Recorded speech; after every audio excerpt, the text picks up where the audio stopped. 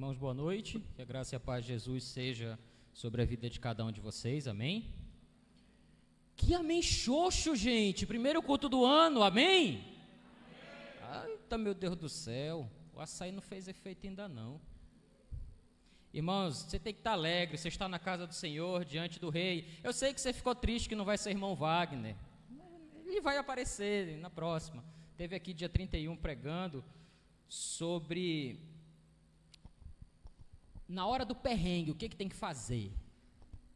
Se você esteve aqui no dia 31, infelizmente eu não pude estar, eu e Tatiana, a gente está concluindo a nossa mudança de casa, então eu sou apenas uma carcaça nesta noite aqui com os irmãos, de cansaço.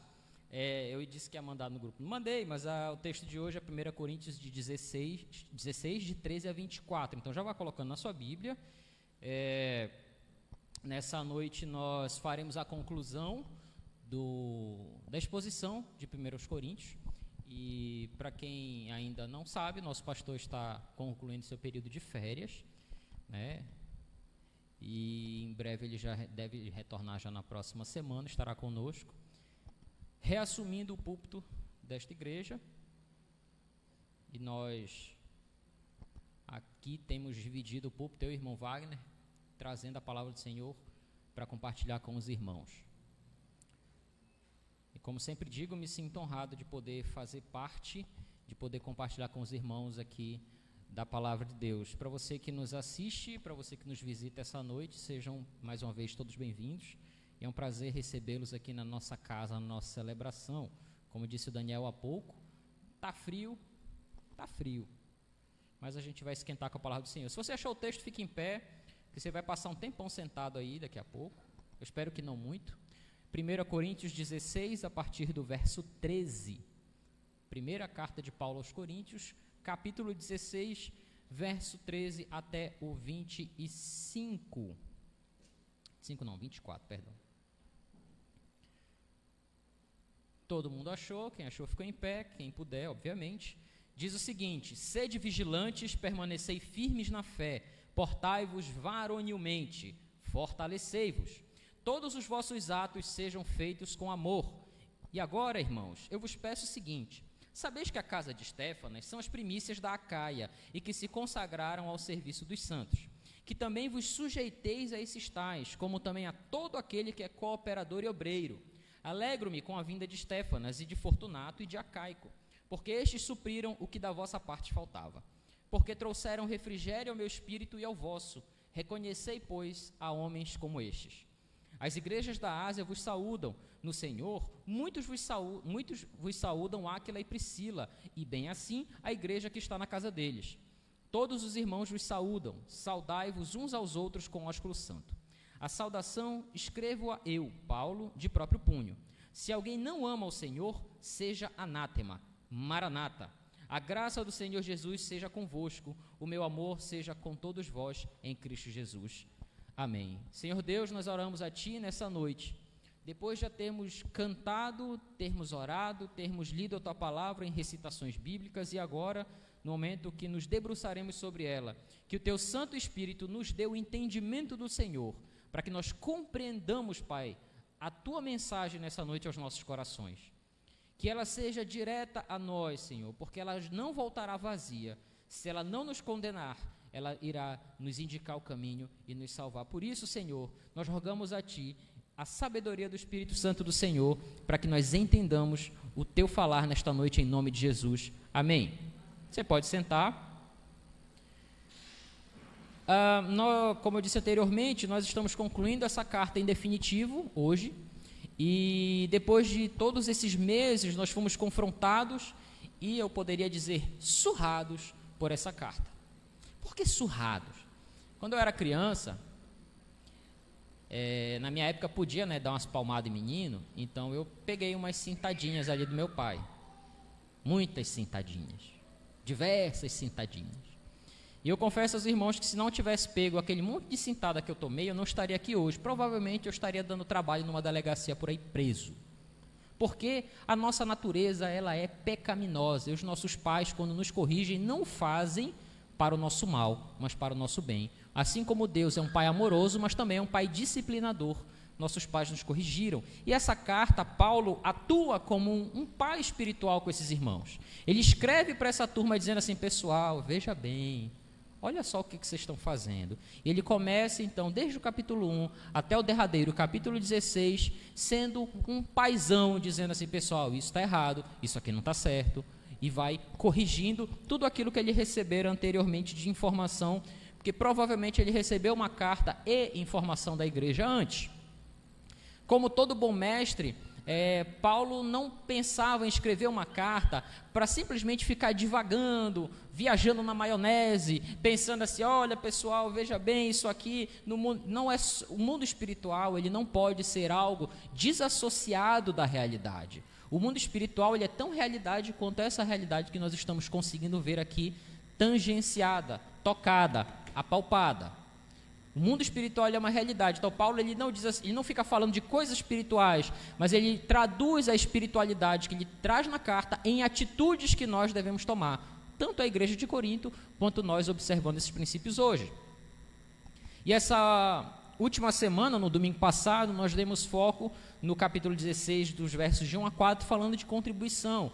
Então nós falamos aqui sobre a necessidade do compromisso, do comprometimento e da prova que nós damos que somos cristãos quando contribuímos com a obra do Senhor, seja com dízimos, seja com ofertas. Então hoje a gente vai olhar para esse texto aqui, nas suas divisões, nós vamos ver que os versos 13 e 14, eles vão falar de algumas exortações que Paulo dá. Ele vai colocar sobre vigilância, sobre firmeza na fé, sobre varonilidade, termo difícil, né? Varonilidade, eu tive que treinar para não travar a língua. Fortalecimento e atos de amor. Quando a gente vai para o grego, esses verbos, eles têm a flexão deles todas no imperativo. O grego ele não tem um tempo imperativo, mas quando a gente traduz português, todos eles estão apontados como imperativo porque são ordens diretas. Não tem conversinha. Paulo não está dizendo: pessoal, se der, vocês vão ser vigilantes. Ele não está colocando uma condicionante, ele está dizendo sede. Esse sede, então, a ideia é uma ideia similar ao que você vai ver no militarismo. Se tem alguém aqui que seja ou foi militar, vai lembrar que lá nas Forças Armadas, quando um superior diz faça, você não diz assim: não, vamos conversar. Paga 10 se não for preso. Não tem acordo. Vai e faz, e acabou-se, né? A gente está numa geração aí que toda a ordem que é dada, o cara fica assim: não sei se eu vou, não, vamos conversar. Paulo, ele é mais direto nesse contexto, ele fala: olha, está aqui, sejam isso, sejam isso, sejam isso. Então não tinha essa possibilidade de questionamento e muito menos de desobediência naquilo que ele fala. Os coríntios, eles deveriam se esforçar para sempre ter essas atitudes. Então, como uma condicionante de vida, não dava para o cara simplesmente dizer assim: não, eu acho, Paulo, que não discute, faça. Pelo teu bem. É igual a gente fala para filho, né? Eu estou mandando você fazer isso para o seu bem. Quem nunca ouviu isso do pai e da mãe?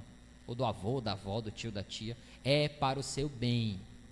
Ele está falando isso para o bem dos irmãos. Essas ações deviam ser permeadas, ele fala aí no verso 14, todos os atos sejam feitos em amor, relembrando especialmente o capítulo 13, no qual ele coloca lá o amor como balizador das atitudes que todo crente deve ter. Os versos de 14 a 20, nós vamos ver diversas recomendações. A gente tem ali Estéfanas, que parece ter sido uma das primeiras pessoas convertidas naquela comunidade. Então Estéfanas, ele é de uma família que Paulo diz que ele é das primícias, ou seja, lá na Caia, ele foi uma das primeiras pessoas convertidas e uma das primeiras pessoas que se disponibilizou ao serviço. E aí é um negócio interessante, porque, por exemplo, aqui na nossa igreja, as pessoas mais recentes, né, que vieram para a igreja mais recentemente, têm trabalhado. A gente vê aqui na mídia, na transmissão, hoje nós temos 2 pessoas que são recentes aqui. Não precisa, para trabalhar, ser crente de 50 anos. Você pode estar trabalhando e deve também. Mas para começar a fazer algo para o reino, você não precisa esperar toda uma elucubração cósmica. Você pode começar agora, hoje. Aceitou a Cristo, creu em Cristo hoje, você pode começar a trabalhar hoje. Não tem esse negócio. Então, Estéfanas era esse tipo de pessoa que falou: não, eu vou lá, eu quero ajudar, eu quero trabalhar. E Paulo faz essa referência a ele. Tanto é referência que Paulo deixa claro que a ele os irmãos devem ser submissos, reconheçam homens como esses, porque eles supriram a parte que faltava, porque provavelmente Estéfanas Fortunato e Acaico, do verso 17, eles que levaram a carta dos Coríntios para Paulo. Durante a carta, o pastor mostrou diversas vezes que Paulo estava respondendo a questionamentos. Quando ele começa dizendo, quanto a determinado assunto, ele está respondendo uma pergunta que lhe fora feita antes. Então, essa carta provavelmente foi levada por Estéfanas para Paulo. Depois ele vai fazer uma saudação em nome das igrejas da Ásia, você vai ver no verso 19, provavelmente de onde ele estava, que era Éfeso, incluindo ali Ásia Menor, Colossos, Laodiceia e outras igrejas. Ele fala assim, ó, a galera daqui está mandando um abraço para a galera de lá, para a galera de vocês. Por quê? Havia um senso de pertencimento entre as igrejas. As igrejas, elas estavam isoladas geograficamente, não tinha WhatsApp, para sua surpresa, não tinha WhatsApp nessa época, não dava para saber notícia rápido, não tinha internet, só se sabia as coisas por carta que levavam dias e até meses para chegar nos destinos. Mas as igrejas, mesmo com toda a dificuldade de comunicação, de logística, elas estavam unidas, elas se saudavam, elas se reconheciam parte umas das outras. Ele então levanta o nome de Áquila e Priscila, e a igreja que se reúne na casa dele. Áquila e Priscila são aquele casal que ele faz referência também em Romanos 16, de 3 a 5, que era um casal que onde eles estavam, a sua casa se tornava uma casa de bênção, uma casa de reunião dos crentes. Onde eles estavam, suas portas estavam abertas para que o evangelho fosse difundido, fosse conversado, fosse pregado, fosse vivido. Quantos de nós têm a casa aberta para o evangelho? Mas, irmão, eu sou crente, na minha casa a gente lê a Bíblia, ok. Mas quantos de nós abririam sua casa para que lá fosse o início de um ponto de pregação? Quantos de nós faríamos isso? Nós batistas, na nossa gênese, as nossas igrejas começaram assim. Vamos achar uma família que vai abrir as portas para naquele lugar a gente se reunir e a comunidade crescia. Então, aí que a gente comprava um espaço para poder construir uma estrutura de igreja. A nossa gênese sempre foi essa. Nós não comprávamos um terreno, botava alguém ali para fazer alguma coisa, sempre foi o inverso. Então, Áquila e Priscila era esse casal missionário que abria a porta das suas casas e deixavam ali com que o fluir do Espírito Santo de Deus, através do Evangelho de Cristo, fosse ganhando as pessoas. Então, ele faz no verso 20, todos os irmãos os saúdam e saudai-vos uns aos outros com o ósculo santo. O ósculo santo dava para pregar um outro domingo aqui, mas aí como o pastor falou assim, não, só 2 domingos acaba, então vai acabar. Mas o ósculo santo é um negócio interessantíssimo, especialmente sobre o tema que nós estamos trabalhando, concluindo hoje, que a ideia da exposição de 1 Coríntios era justamente aquilo que o Rafa falou na oração dele. Para quem não conhece o Rafa, é o Rafael Veiga, vulgo Rafa. Nós estamos falando sobre unidade nesse mundo diverso que nós somos. Nós somos diferentes, nós temos pensamentos diferentes, nós temos ideias diferentes, nós temos sexos diferentes, nós temos CPFs diferentes, nós temos cor do cabelo diferente. Nós somos pessoas diferentes. Mas o que nos une é algo que é único entre a gente, que é o sangue de Cristo. É isso que nos une. Então, essa unidade no meio dessa toda essa diversidade, o ósculo santo, ele era uma representatividade disso. Você não beija, você não saúda alguém que você não gosta, não é verdade? A verdade, tá só que a gente, ninguém está vendo na internet, só eu e você aqui. Você não vai abraçar uma pessoa que você não vai muito com a cara, abraça? Abraça não. O ósculo santo, ele era uma representatividade de que a igreja, ela era uma estrutura muito mais do que uma reunião de pessoas, mas havia intimidade entre eles. Eles estavam juntos, eles se abraçavam, eles se cumprimentavam, eles demonstravam amor através desse beijo santo. Não havia promiscuidade nesse ato, mas eles estavam ali demonstrando amor através de um ato simples de carinho e de afeto. Era essa a ideia do ósculo santo. A ideia era que nesse momento a gente estivesse demonstrando o amor que nós temos um pelo outro. Não era aquela saudação aí, oi Yuri, tudo bem? Não. Eu ia lá, abraçava, beijava o rosto dele, cumprimentava e dizia como ele é importante através desse ato. É diferente do que a gente faz hoje. Não havia promiscuidade, mas singeleza. Mas provavelmente esse ato ele desapareceu na história, especialmente porque o nosso coração ele é pecaminoso. Provavelmente nós tivemos ali gente abusando do ato, porque infelizmente o nosso coração é perigosíssimo nesse sentido, abusando desse ato de carinho e também por conta do próprio testemunho, porque aquelas pessoas que não entendiam esse ato, elas olhavam e começavam, como a gente dizia no interior, a maldar a atitude, a colocar aquilo como algo reprovável. Infelizmente, porém, mais fortemente se acredita que ele tenha perdido o sentido de ser executado entre os irmãos, justamente porque a igreja deixou de ser uma comunidade.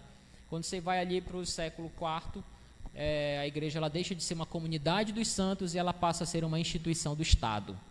E aí o Estado meteu a mão, a igreja se perdeu, de uma certa forma. Falando estruturalmente e organizacionalmente. Nas comunidades menores, em que se conhecia todo mundo, era comum essa proximidade entre os irmãos.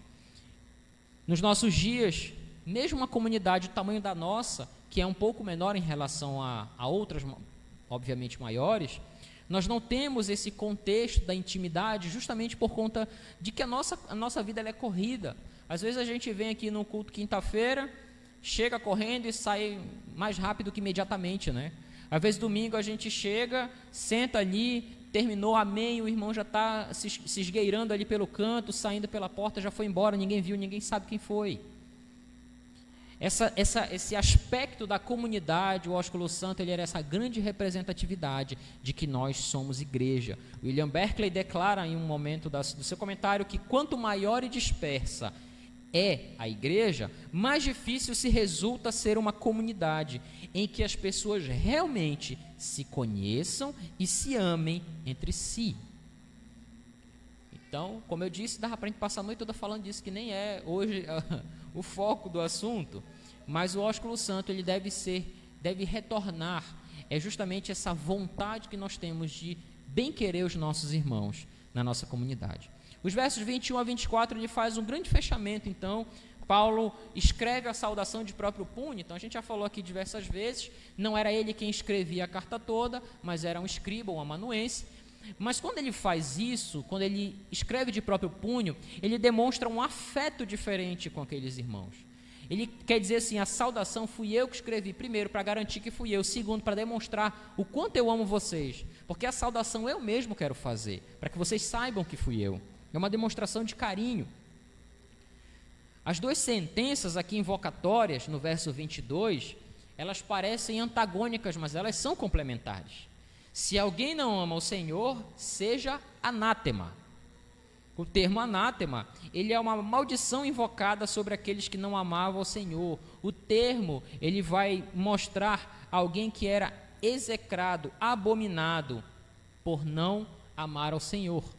O anátema, ele era alguém amaldiçoado. No judaísmo se tinha muito isso, se tinha as orações de bênção e tinha as orações de maldição também. Então, por conta da própria linguagem paulina, ele resgata uma oração de maldição dizendo assim: aquele que não ama ao Senhor, maldito seja. Mas Estevão, nós estamos em 2021 já, eu nem fiz aquela piada do não vejo vocês desde o ano passado. Nós já estamos no século 21, a gente já está numa era que isso não cabe mais. A gente precisa atualizar a Bíblia. A Bíblia está perfeitamente revista e atualizada. Quando ele diz, aquele que não ama o Senhor, maldito seja, ele está dizendo o seguinte: aquele que não ama o Senhor irá para o inferno.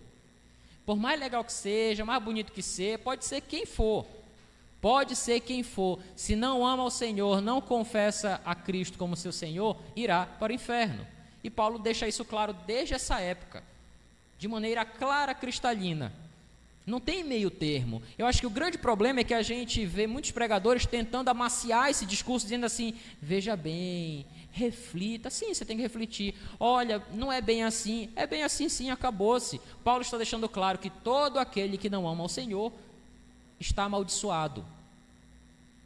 Se você não está em Cristo e não é nova criatura, você é velha criatura. Se você é velha criatura, você está debaixo do jugo do pecado. Se você está do jugo do pecado, você é dominado por Satanás. Se você é dominado por Satanás, você vai para o inferno. É uma questão lógica e óbvia, mas que não se fala mais hoje, porque a gente tem medo de magoar as pessoas. Eu prefiro magoar com a verdade do que ficar reiteradamente tentando amaciar discurso para depois ver a pessoa morrer e ir para o inferno e depois pensar: poxa, por que eu não falei? a citação seguinte, ela mostra então o Maran-Atá, que é vem nosso Senhor, a expectativa latente e pulsante da volta de Cristo. Essa turma tinha visto, alguns deles chegaram a ver viver no período que Jesus estava vivo e viram Jesus morrer, e eles estavam numa expectativa latente do retorno dele. Jesus prometeu, eu vou voltar para buscar vocês, e eles estavam aguardando. Qual é o nosso problema? A gente não está esperando que Jesus volte. A gente não tem coragem de falar assim, Maranata, ora vem Senhor Jesus. A gente até canta, né? Tem uma música aí que canta, que a melodia é baseada nessa palavra, nessa expressão. Mas a grande verdade é que assim, Maranata, ora vem Senhor Jesus, mas deixa eu comprar meu carro primeiro. Deixa eu terminar o financiamento de 10 anos que eu estou pagando. Deixa eu conseguir conquistar aquela promoção no trabalho. Deixa eu me formar. Não volta não, Jesus, espera um pouquinho aí. Porque nós colocamos os nossos sonhos acima da vontade de Deus, achando que nós temos primazia em relação a Deus. Mas o desejo latente do crente é, Senhor, vem buscar a gente, vem levar a gente. Enquanto a gente não vai com Ele, amém? Ou alguém tem dúvida que alguém não vai? Levanta, não vou, não tenho certeza. Todo mundo tem certeza, né? Tá bom, vamos lá. Daqui para o final eu vou perguntar de novo. Se você não tiver certeza, a gente chama aqui na frente, ora na cabeça, que negócio todo. Porque tem que ter certeza. Se não tiver certeza, tem alguma coisa errada que não está certa. As saudações tradicionais falavam um termo que era basicamente assim, era uma saudação, nós saudamos vocês. Paulo substituiu isso nos versos 23 e 24 com 2 elementos. A graça do Senhor Jesus seja convosco e o meu amor seja com todos vós. A graça e o amor, eles passam a permear a vida, então devem, como desejo do apóstolo Paulo, permear a vida dos irmãos em Corinto. Então, olhando esse texto de uma maneira breve, a gente volta para os versos 13 e 14. Nós vamos ver orientações possíveis para a vida cristã. Por que orientações possíveis? Porque, normalmente, quando nós olhamos para a Bíblia, nós somos tentados a pensar que o que está ali é impossível de ser realizado. Nós olhamos ali, né, o cara fala assim, sejam firmes. Não dá, irmão. Estou passando tanta luta, estou passando por tanta prova. A minha avó, uma das minhas avós, eu tenho 35 anos, e desde que eu conheço ela, eu pergunto, vó, como é que a senhora está? Ah, meu filho, tu nem sabe. E aí começa a descrever assim. Todo o CID médico que tem lá, ela descreve assim, aquele cadastro de doenças, sabe? Vai descrevendo assim. Por quê? Porque a gente sempre acha a perspectiva de que está tão difícil, o negócio está tão doloroso, não dá para cumprir. Gente, a palavra de Deus está aqui para a gente seguir, para a gente se instruir, para a gente executar. A palavra de Deus está aqui para isso, ela não está aqui para ser enfeite lá na sua casa no Salmo 91 aberto, assim, amarela. Ela está aqui para você ler e para nós lermos e para nós aprendermos e nós praticarmos.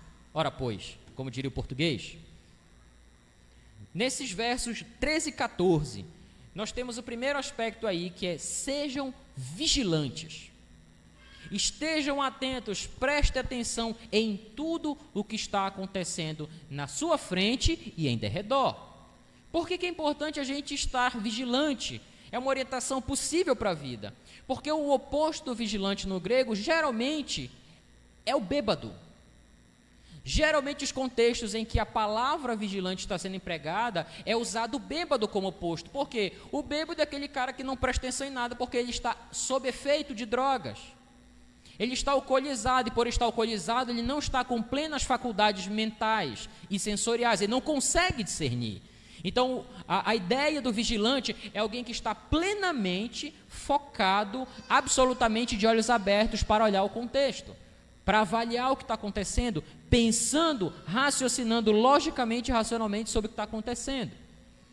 É importante que nós, como cristãos, sejamos vigilantes. Ao longo de toda a carta, Paulo apresenta não apenas os problemas que ele recebeu da igreja.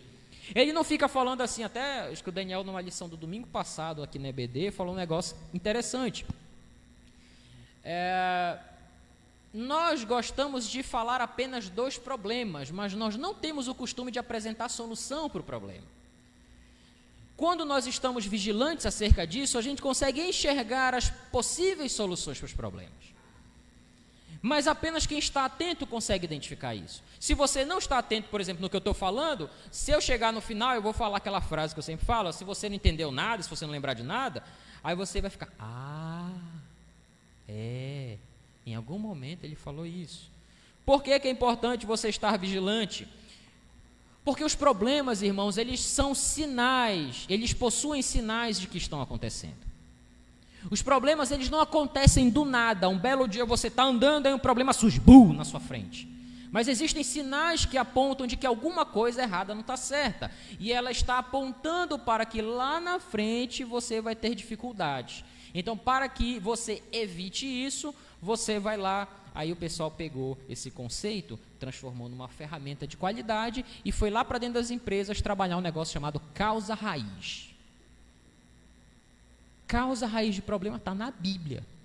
Está aqui. Sejam vigilantes, prestem atenção, identifiquem. Os problemas que Paulo recebe ali dos irmãos, eles estão mostrados o tempo todo, mas Paulo, ele olha para aqueles problemas, ele podia muito bem sentar ali e dizer assim, rapaz, vocês não prestam mesmo não, olha só o que vocês estão fazendo. Mas Paulo peraí, como é que eu posso ajudar essa turma?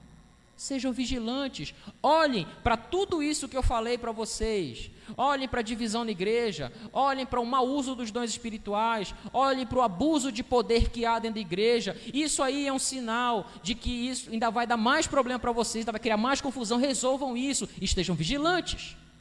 Se você não prestar atenção, então você não vai ter condições de atuar.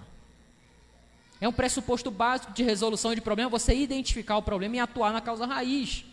Por isso você precisa estar vigilante.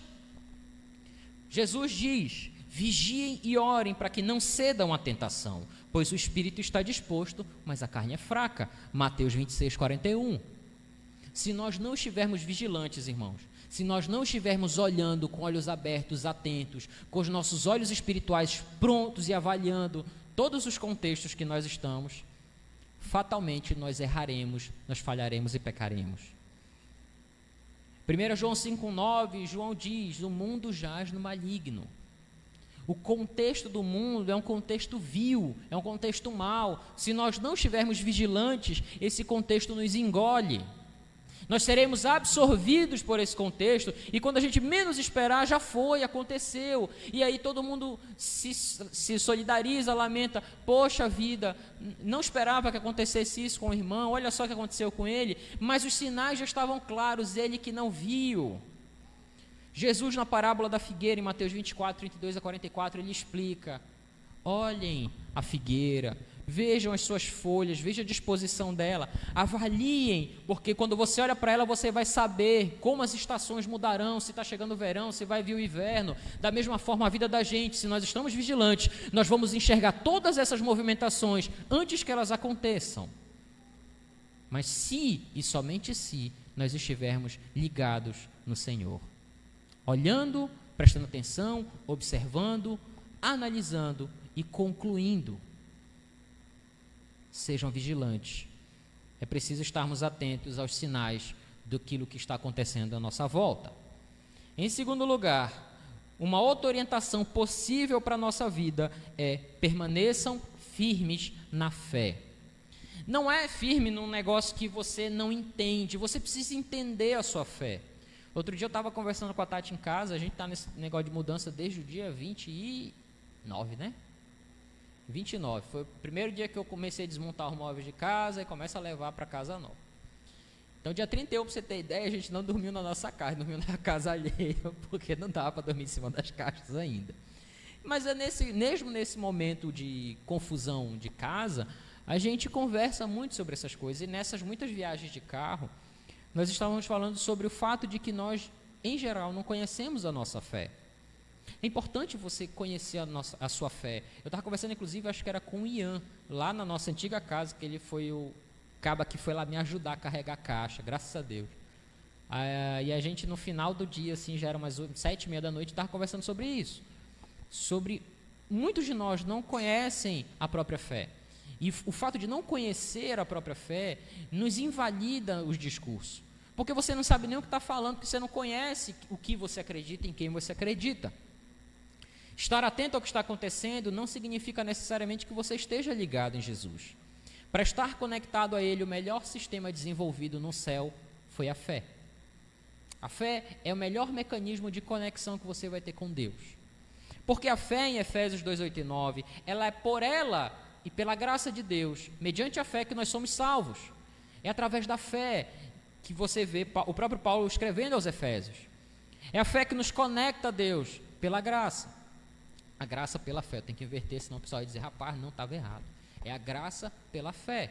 Então a fé é o que faz com que Deus te dê condições de compreender a mensagem do Evangelho e que o Espírito Santo comece a obra no seu coração de transformação, regenerando, salvando, fazendo você ser justificado. E aí você segue a sua vida mediante a fé. Hebreus 11:1 diz que a fé ela é o firme fundamento das coisas que a gente tem convicção que acontecerão. Permaneçam firmes na fé, porque a fé ela é fundamento. A fé não é um negócio na prateleira que eu pego quando eu estou passando perrengue, quando eu estou com dificuldade. Ela é um negócio que ela é base da vida, você caminha na sua fé. Você não deixa ela numa prateleira ou deixa pendurada no cabide e usa quando lhe convém. A fé é fundamento. Por isso, você precisa andar por fé e não por vista.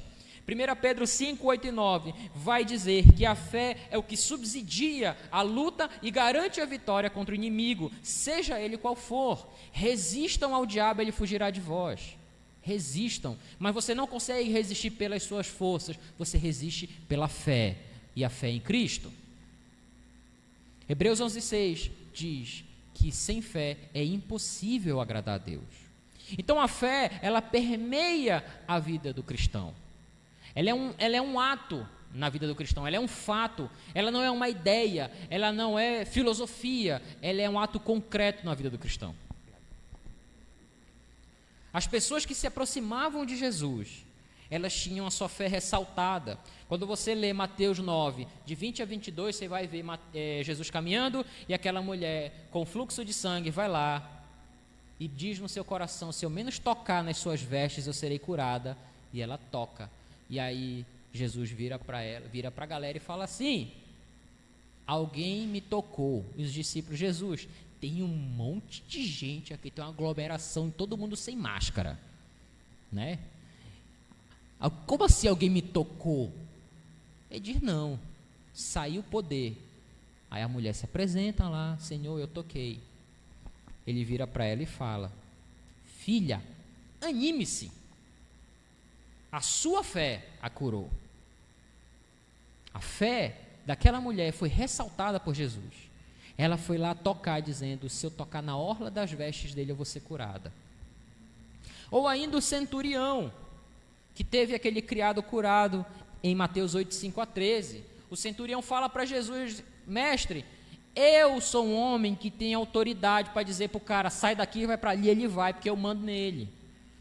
Se tu mandares daqui de onde tu está, o meu servo lá onde ele está vai ser curado.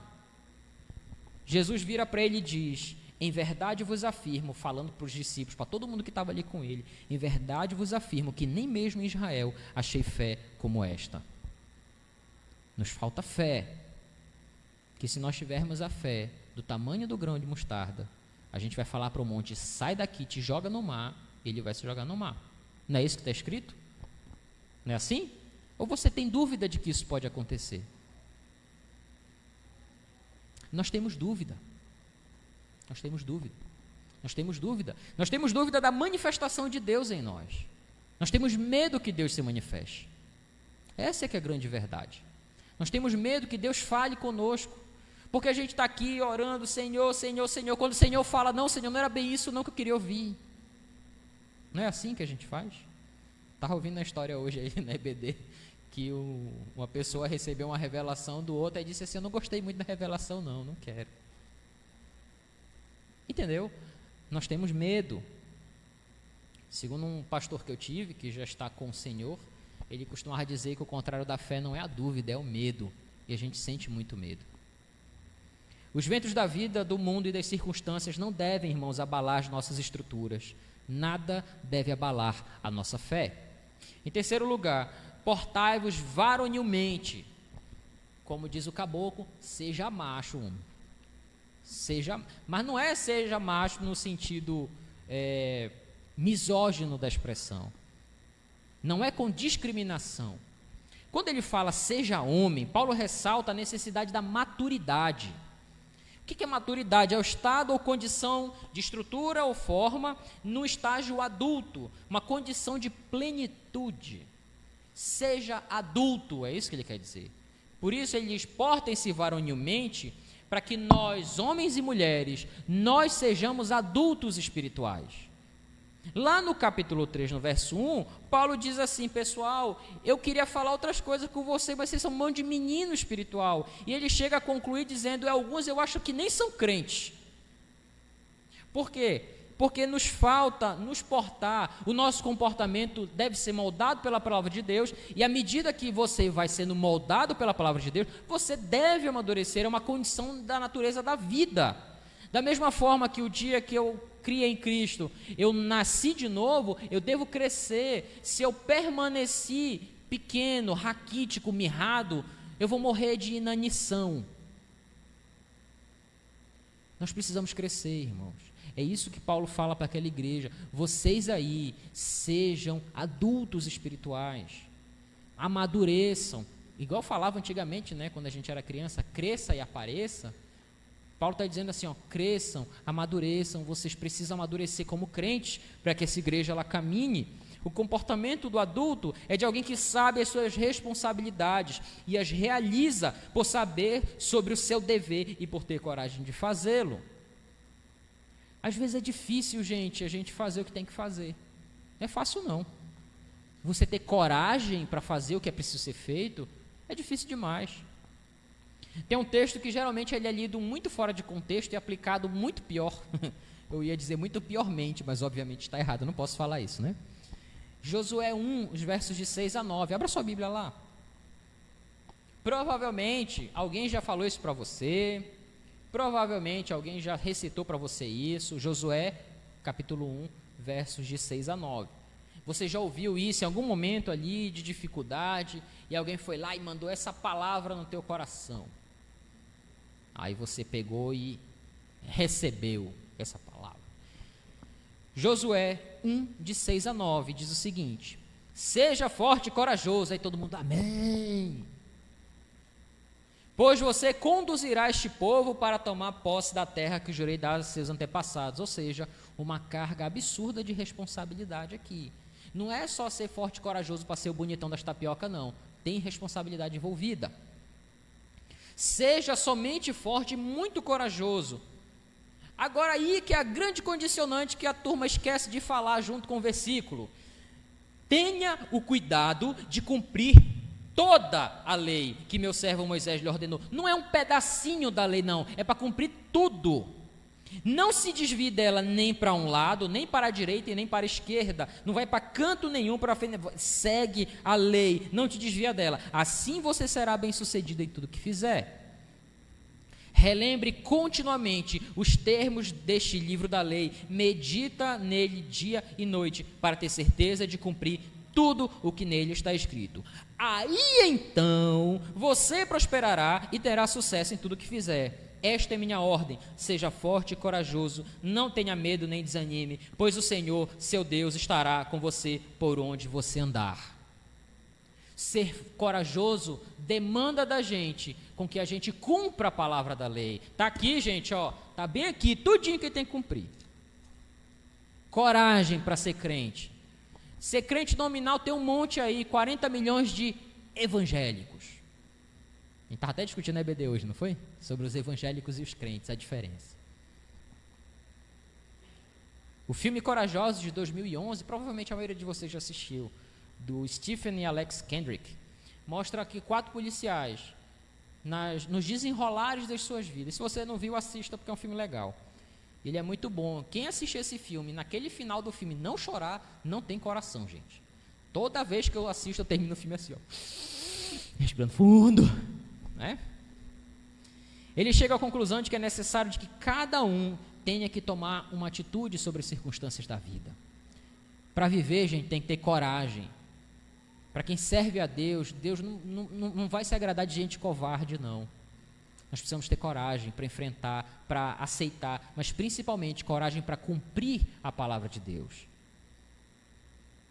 Para viver num mundo de mudanças e que nos odeia, é preciso que nós tenhamos maturidade, é preciso ter coragem.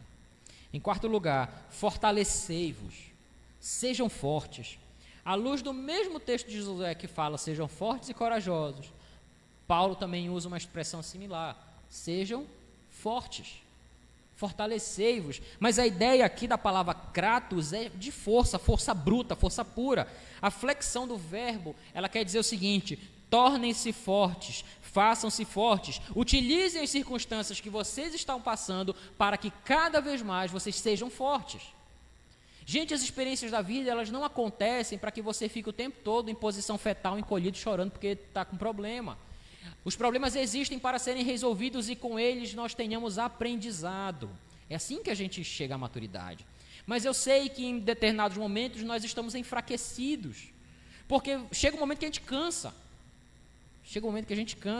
Nós estamos aí há praticamente 6 dias carregando caixa, mudando coisa de lugar, montando um móvel, arrasta para cá, puxa para ali, e aí tem que puxar a orelha de um menino, puxar a orelha de outro menino, e a gente está hoje bateu cansaço, porque hoje foi o primeiro dia que a gente não carregou caixa.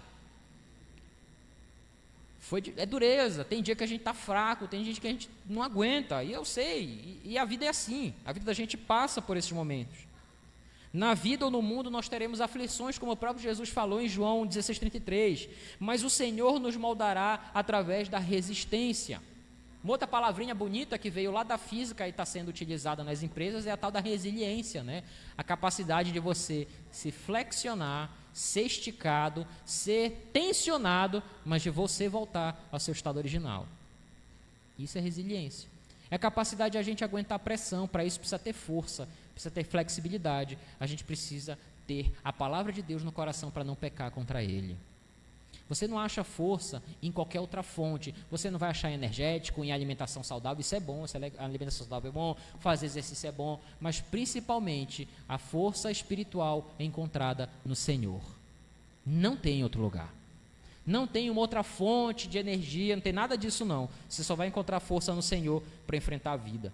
Durante o isolamento mais restrito, principalmente de março até agosto, talvez o começo de setembro, muita gente perdeu a força para fazer as coisas. Muitos de nós nos desanimamos com uma série de coisas que aconteceram. A maioria de nós sentiu em algum momento o cabeção pirar, não quero mais. Teve gente que sofreu crises enormes, absurdas de ansiedade, teve gente que entrou em depressão. Não foi um período fácil. O mundo parou durante um período. Mas aqui nós somos chamados a recuperar as nossas forças no Senhor, que é o único capaz de nos dar condições para isso. Nós não vamos achar isso em outro lugar. A gente não vai achar voltando à normalidade da vida, por exemplo. Força e poder residem no Senhor. Não basta saber ou pensar no que fazer, ou até mesmo você ter coragem. É preciso você ter forças para fazer. Tem gente que é muito corajoso, mas não tem um pingo de braço para fazer as coisas, né? Eu até tenho coragem, mas não vai dar para fazer. Nós precisamos ter força. Em último lugar, façam tudo com amor. Todas as partes da totalidade do nosso ser devem exaltar, exalar e emanar amor. Credo, esteve esse negócio de emanar, é coisa de esotérico, né? O pessoal do esoterismo que gosta dessa palavra. Gente, não deixem as palavras serem capturadas. Ninguém tomou conta dos termos, não. Não se trata de um conceito esotérico, mas o amor é a essência de quem Deus é. Aquele que não ama não conhece a Deus, porque Deus é amor. 1 João 4,8. Quem não ama não faz ideia de quem Deus é. Se os nossos atos não têm amor, nossos atos eles vão ser evangélicos, vão ser batistas, vão ser de outras denominações, qualquer que seja. Eles vão ser qualquer coisa, menos cristãos, menos que venham de Deus. Nossos atos precisam ser atos de amor. O que vem de Deus para a gente são atos de amor. Nós devemos ter atos de amor com as pessoas. Eu tomo, por exemplo, aqui uma reportagem que eu li hoje pela manhã que eu fiquei assustado. Até comentei com os meninos aqui na EBD. Nossa EBD está muito masculina, então as meninas aí, as jovens aí, são VIP EBD, tá, irmã? É porque muito homem, assim, o assunto fica muito tendencioso, só para o lado masculino da força. Aí hoje de manhã eu estava comentando com eles, eu acordei e tal, né, fui me ajeitar, parei um pouquinho, fui ler as notícias, e aí eu vi uma notícia que me deixou assim, embasbacado. Você vai lá no Jornal Extra, e provavelmente se você entrar lá no site lá do conglomerado da Globo, vai ser a primeira notícia do G1, a mais lida de hoje. O título da notícia é: traficantes evangélicos fecham pacto com milícia para expandir complexo de Israel, assinada pelo repórter Rafael Soares. É isso mesmo, traficantes evangélicos. É essa a notícia. Os caras que são traficantes se declaram evangélicos, aí eles se juntaram com os milicianos, eles fizeram uma aliança e agora eles querem dominar os morros e favelas do Rio de Janeiro com essa mega milícia conhecida como Complexo de Israel. Não dava para ser mais bizarro isso. Não dava para ser mais esquisito. Não dava. Traficantes podem ser evangélicos, assassinos podem ser evangélicos. A deputada recentemente, né, que mandou matar o marido, ela era, né, cantora evangélica até de relativo sucesso. Mas somente discípulos de Jesus poderão levar amor para este mundo, nas suas atitudes que imitam a atitude do Mestre. Se você tem dúvida de que até onde você deve ir por amor, leia Filipenses 2. Seja a atitude de vocês igual à atitude de Cristo, que mesmo sendo Deus, não o julgou, não considerou usurpação de ser igual a Deus, mas ele se esvai da sua glória e habita entre nós, cheio de graça e de verdade, provando que tudo isso aqui é possível para a gente, mesmo pecadores, como seres humanos é possível, mas somente é possível se Deus habitar em nós. Não vai ser um grande congresso de avivamento, irmãos, que vai mudar a realidade da gente, muito menos influenciar as pessoas.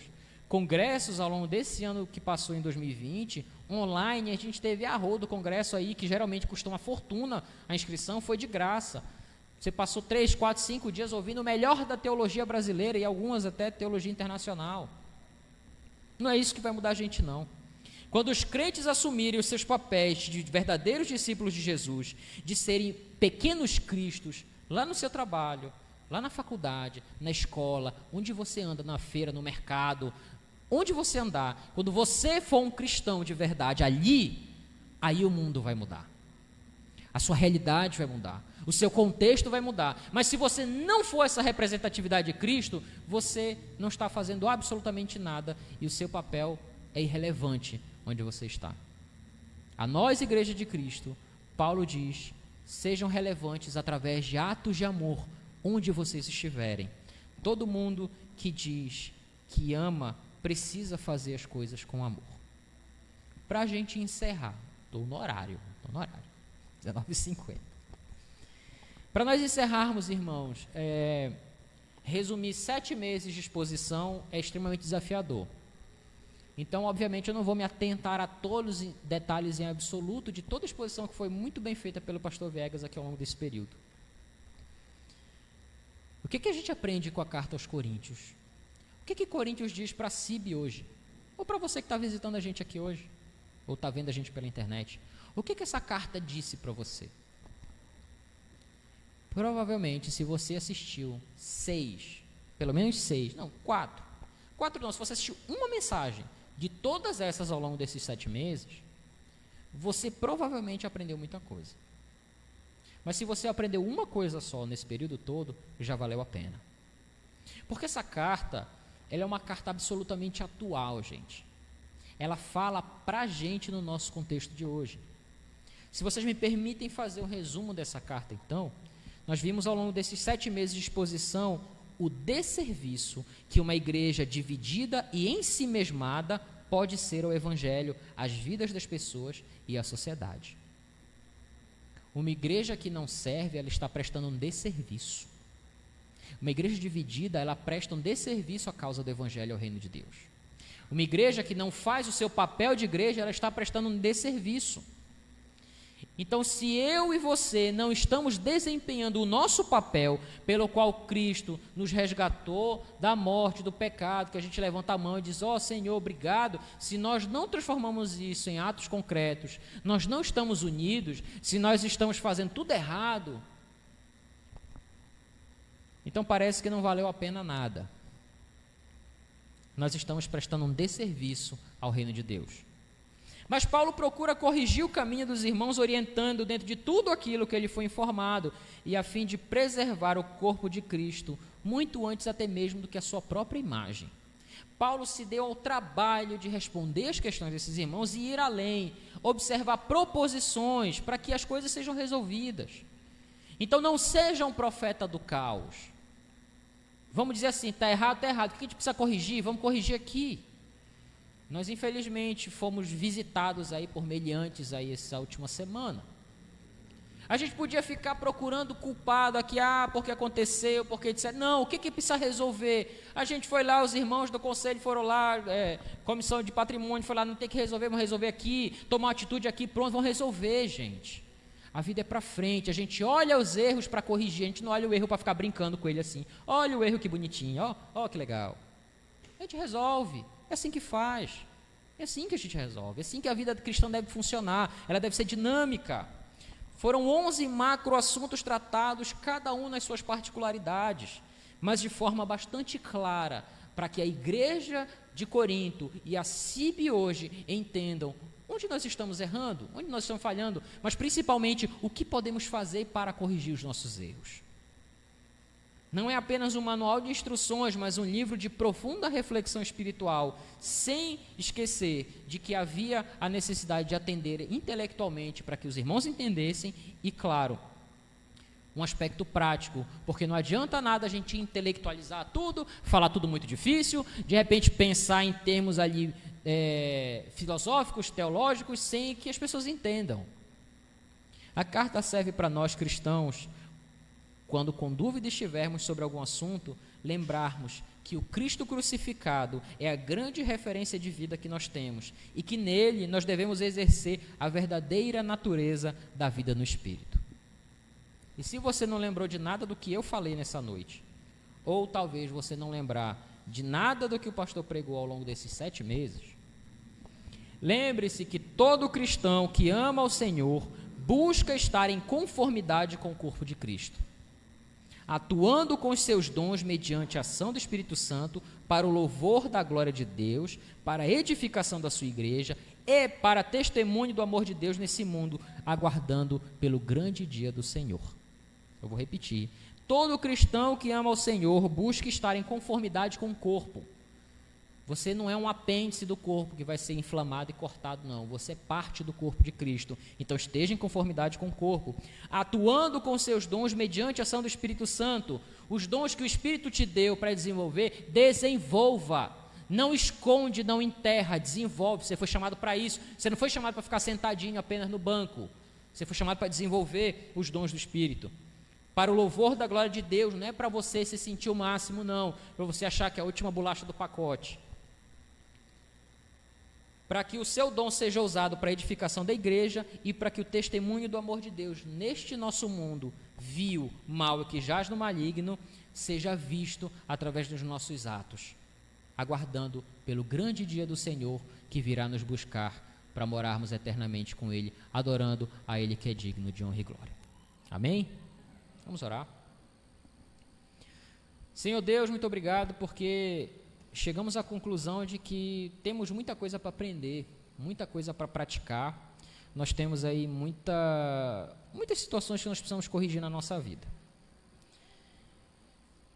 O que nós agradecemos agora é que ao longo da exposição da carta aos Coríntios, em tudo isso que a gente observou, nós estamos vendo grandes oportunidades de melhoria. Nós podíamos observar a carta da perspectiva pessimista e dizer, ó céus, ó vida, ó azar, não vai dar, é muito difícil. Mas nós podemos olhar pela perspectiva da oportunidade, temos tanto para melhorar, graças a Deus nós temos coisas ainda a fazer. O Senhor nos oportuniza a crescer, o Senhor nos oportuniza a aprender, nós vamos errar, mas nos erros a gente tem a oportunidade de corrigir, de consertar, de caminhar. O Senhor tem sido misericordioso com a gente de uma maneira que a gente não consegue descrever. O Senhor tem nos abençoado, nos preservou, a todos que estão aqui, ao longo de um ano tão difícil, de tantas perdas em 2020. Cada pessoa que está aqui hoje à noite, ou que está assistindo pela internet, foi preservado pela onipotente mão do Senhor. Foi cuidado, foi tratado, e que mesmo enfrentando todas as dificuldades, está aqui para a glória do Teu nome. Por isso, Senhor, que nós reconheçamos que nós devemos exercer o nosso papel diante do Senhor, como igreja de Cristo, como corpo de Cristo, que se reúne na WE 32 da cidade Nova 5, aqui em Ananindeua, no Pará. Que nós, como corpo de Cristo, uma parte do grande corpo de Cristo, que nós desempenhemos o nosso papel para o qual o Senhor instituiu esse lugar como agência do reino de Deus aqui. E que, ó Deus, nesses grandes exemplos que Paulo citou ao longo dessa carta, nós sejamos unidos, mesmo nas nossas diferenças. Porque as nossas diferenças, elas não devem jamais sobrepor aquilo que nos une, que é o sangue do Cordeiro derramado na cruz. Que o Senhor tenha misericórdia da gente nas vezes que nós temos falhado, Senhor, perdoa os nossos pecados. Perdoa se a gente tem sido desunido, perdoa se a gente não tem cumprido nosso papel. Nos ajuda no poder do Teu Espírito Santo e nas orientações da Tua Palavra a sermos aquilo que o Senhor nos resgatou para ser. Se algum de nós está aqui perdido, eu não sei o que fazer, que se ache em nome de Jesus nessa noite. Para que cumpra o seu papel como ovelha desse grande rebanho do Senhor que se reúne aqui. E que cada um de nós, Pai, possa olhar para o alvo, olhar para a soberana vocação, possa olhar para Cristo, autor e consumador da nossa fé, como grande referência de vida, para que nós nos amoldemos a Cristo como nosso referencial. E que o Senhor abençoe a nossa igreja, Pai, nesse ano de 2021, nessa primeira celebração de domingo no ano, que nós estejamos empenhados em exercer o nosso papel, em exercer a Tua vontade, em fazer cumprir a Tua vontade no nosso tempo, enquanto é dia, porque vai chegar a noite em que ninguém vai poder trabalhar. Por isso, Pai, sê com a Tua igreja, nos empodera com o poder do Teu Santo Espírito e que nós sejamos fiéis a Ti em tudo. Nós oramos em nome de Jesus. Amém.